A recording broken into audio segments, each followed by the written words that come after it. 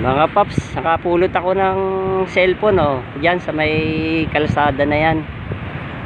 Ito po yung cellphone po na ano po, aksidente lang po, nahulog po nung kaibigan natin.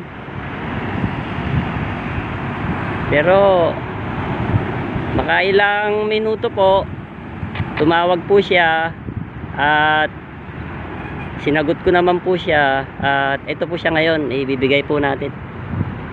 Ito po, siya po si Kuya Christian. Yan po yung may-ari ng cellphone. Salamat ka.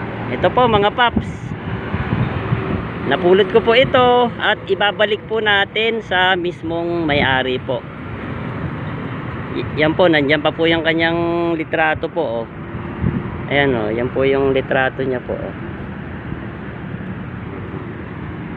Opo, Sige po. Salamat ka. Yan na po. Yan na po, ayan. Opo. Salamat. Opo.